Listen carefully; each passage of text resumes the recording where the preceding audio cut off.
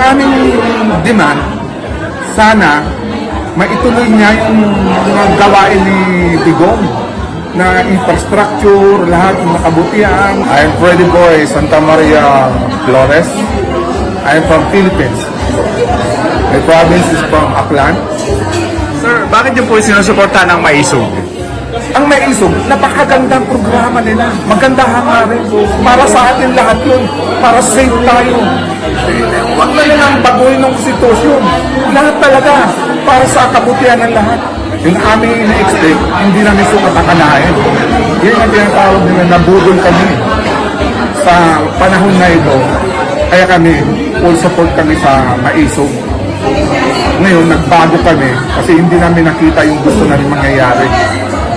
Na wala naman siya nagawang maganda, na maayos na nakikita namin. Kaya kahit Digong talaga na panahon, build.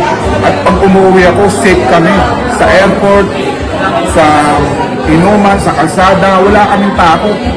Kasi safe na kami. Kung sa ngayon, hindi ako nakaka-uwi, 5 years na. Tatakot kami na baka ma-riding in tandem kami, tanim kung ano. Kaya dito kami ngayon, sumusuport na aming pagbabago. Kasi hindi namin nakikita, na-expect namin na sana maganda sanang kombinasyon nila dalawa na maging maayos ang Pilipinas, maging umasenso. Ngayon, wala nangyari. Ngayon pa lang, siya nagbibigay papunta sa mga probinsya, bigay ng mga tulong, mga bangka, kung ano-ano man yan. Yan ang ina-expect namin na sana kumanda ang daloy sa kanal para magulo na ang panahon. Kasi baka magkagera pa eh. Kaya mga kamag-anak ko, pupunta na lang dito. Kasi mag-i-skip muna sila. Natatakot sila. Kaya sabi ko, bakasyon muna kayo dito. 3 months.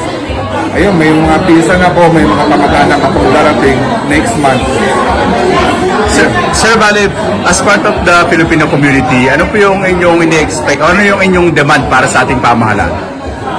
Ang aming demand, sana maituloy niya yung mga gawain ni Digong na infrastructure, lahat ng makabutihan sa mga LCAP na yon, na yung NTN, sana matapos na yan, mabalik na yan sa maayos. Palupog na nga eh, bigla na lang bumalik. Ha? Marami ng mga pinapatay ngayon sa mga probinsya, hindi lang nilaan, SMNI lang talaga ang nagbibigay ng tunay na mga balita. Kaya dyan ako nakatutok. Yung mga iba, wala na. Bias sila eh. Sa totoo lang. Bias sila. SMNI, the best na ano yan, na station. Tapos, ginggorgor pa. Ginugorgor din eh. Diba? Yan ang totoo. Walang katya, walang ano, pati kisikibuloy. Tinihirapan nila. Religious yan. Ha? O, salita ng Panginoon ang binabasa ko sa Biblia. Hindi naman terorista yan eh. Hindi naman ano yan eh. Bakit ganun na ang panahon na yun dyan? Sana ipakita nila, magbago isip nila. Pero ngayon di na, hindi na mabago. Dapat yun talaga, ito, protect the constitution. Walang piso na nga na ako eh. Ha? Eh, hindi ako makauwi sa Postobin. Mauwi ako sa Pilipinas. Natakot ako. Takot na ako.